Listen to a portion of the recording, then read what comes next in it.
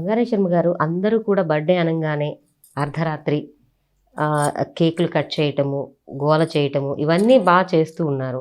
నిజంగా పుట్టినరోజు జరుపుకునే విధానం అనేది మన భారతీయ సాంప్రదాయాల్లో ఏ విధంగా చెప్పబడిందంటారు?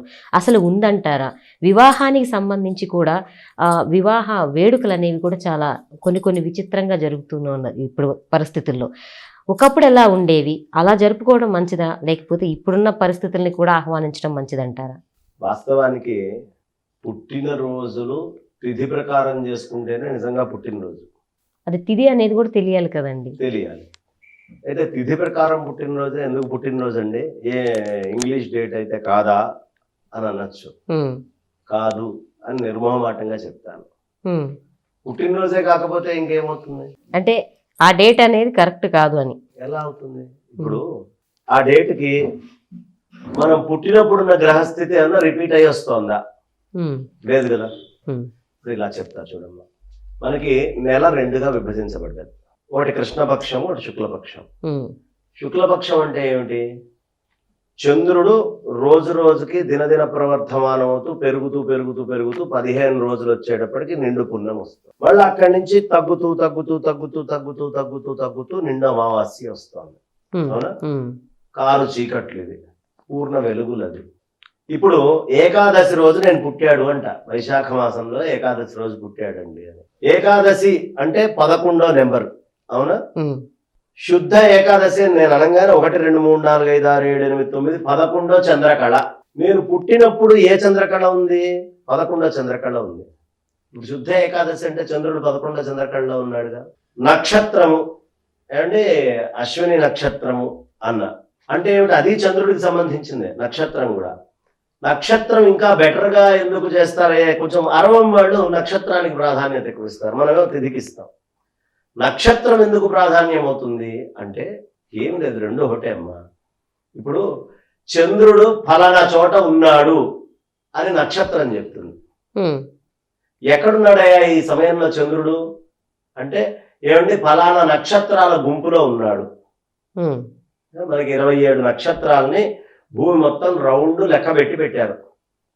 చంద్రుడు ఏ నక్షత్రాలలో ఏ నక్షత్ర సమూహంలో ఆయన ఉంటాడు అనే దాన్ని బట్టి మనకి నక్షత్రం ఏర్పడుతుంది. ఒక నక్షత్రానికి 4 పాదాలు. ఇప్పుడు 88 కాన్స్టిలేషన్స్ అంటున్నారు, కానీ మనకి 108 కాన్స్టిలేషన్స్. ఓ నక్షత్రానికి 4 పాదాలు పెట్టారు అనుకోమ్మా, 27 4 ఎంత? 108. ఇప్పుడు ఏ నక్షత్రంలో చంద్రుడు ఉన్నాడు, ఏ నక్షత్రంలో సూర్యుడు ఉన్నాడు అంటే నక్షత్ర మండలం. దీన్ని మొత్తం 360 degrees లెక్కేసుకున్నారు. వేసుకొని ఆ మొత్తం ఈ నక్షత్ర మండలం లోపలే వీళ్ళ సంచారం ఉంటుంది. 11వ తిథి అన్న దానికంటే కూడా ఇప్పుడు ఆ తిథి అనేటటువంటిది ఏ నక్షత్రంలో వచ్చింది, ఆ నక్షత్రంలో ఏ రాశిలో ఉన్నాడు చంద్రుడు, ఇది లెక్కేసుకుంటారు. ఇప్పుడు దానిని బట్టి మనకి తెలుస్తుంది. అంటే నేను పుట్టినప్పుడు ఎలాంటి వాతావరణం ఉందో స్టాండ్ స్టిల్ ఫోటోగ్రాఫ్. దేన్ని బట్టి లెక్కలేసేది? భూమి, ఆకాశము, మూడవది సూర్యనారాయణమూర్తి. ఈ ముగ్గురిని బట్టేగా మనం కాలం, మిగతా గ్రహాల మీద సూర్యనారాయణమూర్తి యొక్క ఇంపాక్ట్ ఎంత ఉంది, దీన్ని బట్టేగా మనం కాలం వేసుకునేది.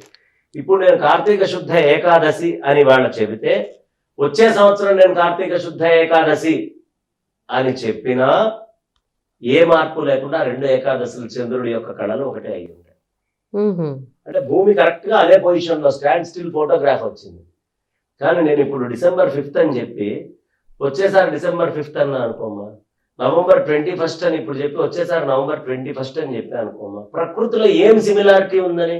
ఈ 21st ఆ 21st నెంబర్ తప్ప సిమిలారిటీ లేదుగా ప్రకృతిలో. అంటే గ్రహాలన్నీ కరెక్ట్ పొజిషన్ లో లేవుగా. అలా గ్రహాలన్నీ సక్రమంగా ఉన్నప్పుడు పుట్టినరోజు చేసుకోండి, అలా అన్నీ ఉన్నప్పుడు మీరు పెళ్లి రోజులు చేసుకోండి. ఇది ఎవరు చెప్పాలి? అయితే మనం పంచాంగం చుట్టాన్ని నేర్చుకోవాలి, లేదా ఒక అయ్యగారిని అడిగి తెలుసుకోవాలి, లేకపోతే ఇవాళ రేపు సిస్టమ్ ఆన్లైన్లో వచ్చింది కాబట్టి వేసుకొని తిథి ప్రకారం నాది ఏం పర్వాలా. మీరు ఇంగ్లీష్ బర్త్డే చేసుకోండి, 2 రోజులు సెలబ్రేట్ చేసుకుంటే నష్టమే ఉంది. తెలుగుని మర్చిపోకండి, సంస్కృత పంచాంగాన్ని వదిలిపెట్టకండి. పంచాంగం ప్రకారం కరెక్ట్ గా కాలం ఎక్కడ ఉందో అక్కడ ఫిక్స్ చేసి చూపిస్తుంది. ఆ రోజు మీరు చేసేది ఏమిటి అంటే ఉదయాన్నే అభ్యంగన స్నానం చేయించాలి లేపిన తర్వాత. పిల్లలకు చక్కగా దిష్టి తీయించి అభ్యంగర స్నానాన్ని చేయించాలి. చేయించి వాళ్ళకి నలుగు పెట్టి మొత్తం అంతా బ్రహ్మాండంగా స్నానాలు, పులుసులు బయటాలు అన్ని చేసి పిల్లవాడికి ఉండేటువంటి పీడలు, పిల్లవాడికో ఉండే పీడలన్నీ పోతాయి. తర్వాత చక్కగా కొత్త బట్టలు వేస్తారు, భగవంతుడి యొక్క ఆలయానికి వెళ్తారు. లేదు చక్కగా ఇంట్లో మృత్యుంజయ హోమాలు చేసుకుంటారు. హోమం చేసుకుంటే మృత్యువుని జయించరు. ఇప్పుడు సంవత్సరం పెరిగింది అంటే జీవితంలో సంవత్సరం తగ్గిందనేగా. అవునండి, మృత్యుంజయ హోమాలు చేయిస్తారు.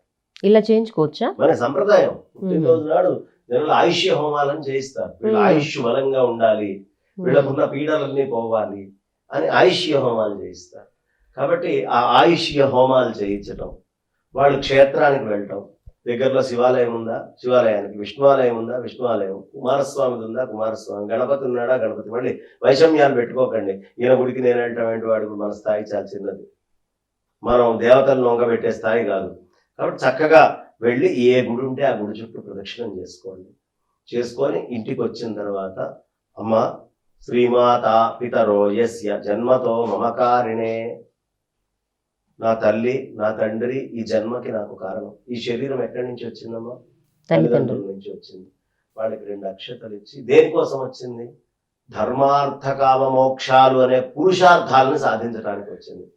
కాబట్టి ఈ శరీరం నాకు ఇచ్చి ధర్మార్థ కామ మోక్షాలని సంపాదించేంత శక్తి నాకు ఇచ్చారు. కాబట్టి ప్రథమం ప్రణమామ్యహం, అలాంటి తల్లిదండ్రులకి మొట్టమొదట నేను నమస్కారం చేస్తాను అని 2 అక్షతలు ఇచ్చి తల్లిదండ్రులకి, వాళ్ళకి కారణమైనటువంటి తల్లిదండ్రులకి, పెద్దలైనటువంటి వాళ్ళందరికీ నమస్కరించాలి. వాళ్ళందరికీ నమస్కరిస్తే వాళ్ళ ఆశీస్సులు మన వెంట ఉండి చిరంజీవులం అవుతాం. 100 సంవత్సరాలు ఆనందంగా ఉంటాం. మనస్ఫూర్తిగా ఈ ప్రపంచంలో ఆశీర్వదించేది తల్లిదండ్రులే. నువ్వు మిత్రులు వీళ్ళందరూ అనుకోకు. నీకు బాగున్ననాడు అంతా బాగున్ననాడు నీతో పాటు ఉంటారే తప్ప ఇబ్బందుల్లో పూర్తిగా ఉండరు. కాబట్టి తల్లిదండ్రులు మించిన దైవం లేదు. మాతృదేవో భవ పితృదేవో భవ అని చెప్తారు కదా. అవునండి. వాళ్ళని మర్చిపోకుండా వాళ్ళకి నమస్కారం చేయాలి, పెద్దవాళ్ళకి నమస్కారం చేయాలి, భగవంతుడికి నమస్కారం చేయాలి. ఇలా చేసుకొని చక్కగా కొన్ని సంకీర్తనలు, స్తోత్రాలు చెప్పుకోవాలి. ఆ రోజు ఇంట్లో పండగ కింద భావించి ఇంట్లో వాళ్ళందరూ పులిహోర, దద్దోజనము, అప్పాలో ఇవన్నీ చేసి భగవంతుడికి నివేదన చేయాలి. ఎందుకు? నువ్వు పుట్టిన తిథి రోజే ఆయన పుట్టాడు, నువ్వు నాకు భగవంతుడు ఇచ్చిన ప్రసాదం. ఎవరిచ్చాడమ్మా? పెళ్లిళ్ళు అయిన అందరికీ పిల్లలు పుడుతున్నారు.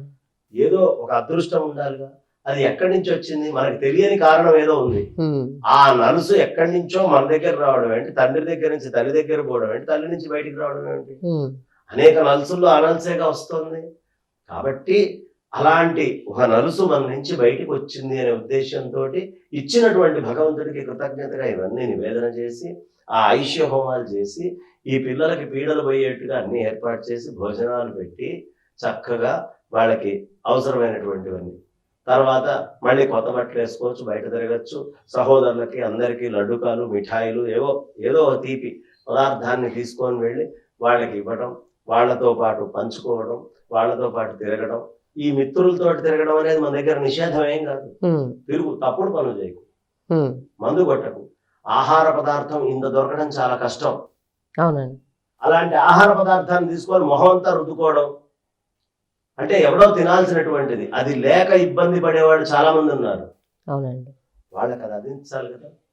కాబట్టి నలుగురికి పెట్టు, తీసుకొచ్చే పదార్థాన్ని పాడు చేయకు. 50 రూపాయలు 30 రూపాయలు అండి, 100 రూపాయలే, 300 రూపాయల కేకు 500 అని మొహాలు రుద్దుకోకూడదు. ఇంకా దారుణం ఏమిటంటే కేకులు వెళ్ళి పెట్టేటప్పుడు దీపాలను పెడుతున్నారు. ఉప్పు ఉప్పు ఉప్పు అని దీపాలను ఊపుతారు. అవునండి. ఏమా, ఇది కరోనా కాలం మనందరికీ తెలుసు. ఇప్పుడు వాడు ఇట్లా దీపాలు పెట్టి ఉప్పు ఉప్పు ఉప్పు అని ఊపితే ఏమవుతుంది? నోట్లో నుంచి పడకూడనివన్నీ పడతాయి. అది ఇంకా ఎక్కువ రుచిగా ఉంటుంది కేకు, అది బాగా తింటారు ఇష్టంగా. అర్థమైందమ్మా? కాబట్టి ఒకడెంగిలు ఒకటి తింటాం వల్లేగా రోగాలు వస్తున్నాయి. ఒకటి అంటుకుంటేనే రోగాలు వస్తాయి అన్నప్పుడు ఒకటి నోట్లో ఉండేటటువంటి ఎంగిలి అనేది తీసుకుంటే ఇంకా రోగాలు రావు. ఎంగిలి అనే దానికి ప్రపంచంలో అసలు ఇంగ్లీష్ డిక్షనరీలో మనకి ఎంగిలికి వాక్యం ఉండదు. వాళ్ళకి తెలియదు పాపం, విదేశీయులు. మనకే తెలిసింది ఎంగిలి గురించి, వాళ్ళకి ఎంగిళ్ళు తెలియదు. దానికి మాట కూడా లేదు. ఒకటితో నోట్లో తీసుకొని తాగుతుంటారు. ఏం చేస్తున్నారో వాళ్ళకి తెలియదు. అందుకనే అలా తెలియకుండా చేసేవాళ్ళని అప్రాచ్యుడా అంటారు. ప్రాచ్యుడు అంటే తూర్పు వాడు, అప్రాచ్యుడు అంటే అది తిక్కేం కాదు. ఉమ్, తూర్పు ప్రాంతంలో అన్ని తెలిసిన వాడిలాగా కాకుండా వాళ్ళలాగా వ్యవహరిస్తావేరా అని. ఇప్పుడు ఎక్కువ మటుకు అప్రాచ్యులు అంటేనే ఇష్టపడుతున్నారు, ప్రాచ్యుల మీద ఇష్టం తగ్గింది. అదే విధంగా పుట్టినరోజు నాడు దీపాలు ఆర్పకూడదు అని చెప్పి అంటుంటారు, అది ఎంతవరకు అంతే నిజం? కదా, ఆపకూడదు ఎట్టి పరిస్థితుల్లో. దీపం ఆర్పడం ఏంటి? దీపాలు వెలిగించే సంస్కృతి మంది, ఉమ్, దీపాలు ఆర్పే సంస్కృతి మంది కాదు. కాబట్టి ఆ దీపాలు అనేటటువంటిది కూడా ఎట్లా పడితే అట్లా కొవ్వు దీపాలని కాదు వెలిగించాల్సింది, మంచి దీపాలను వెలిగించాలి. ఉమ్, ఒకటే కేకు ముక్క తీసుకొని నోట్లో పెట్టుకోవడం, వాడికి రుద్దటం వీడికి రుద్దటం ఇవన్నీ రోగాలకు కారణం. చక్కటి రాజమార్గములుండగా సందులు బంధులు అవేలా, మన పూర్వీకులు చెప్పిన మంచి మంచి రాజమార్గాలు ఉండగా సెలబ్రేట్ చేసుకోవడానికి ఉమ్. సందుల్లో గొంతులో పోయే మనకెందుకండి, పర్లేదు కదా. కాబట్టి చక్కగా శాస్త్రీయంగా చేసుకో, మిత్రులతో తిరుగు, చేయాల్సింది చెయ్యి, నలుగురికి దాన ధర్మం చేయి, ఉమ్, డబ్బులు వృధా చేయకు. లేని వాళ్ళు చాలా మంది ఉన్నారు, లేని వాళ్ళకి అంత పెట్టు ఆ రోజు. ఎందుకు? బాగా ఉన్నవాడికి నువ్వు ఎంత పెట్టినా ఉంది పెట్టాడులే అని వాడు లైట్ తీసుకుంటాడు. కానీ లేని వాడికి ఎంత పెట్టినా వాడి కడుపు నిండి వాడి లోపల నుంచి వచ్చే తృప్తి ఉంటుంది, అది నీకు ఆశీర్వచనం. ఉమ్, కాబట్టి నలుగురికి పెట్టడం ఎలా అనే దాని యందు తపన ఉంచుకోవాలి, నలుగురికి పెడితేనే పుణ్యం.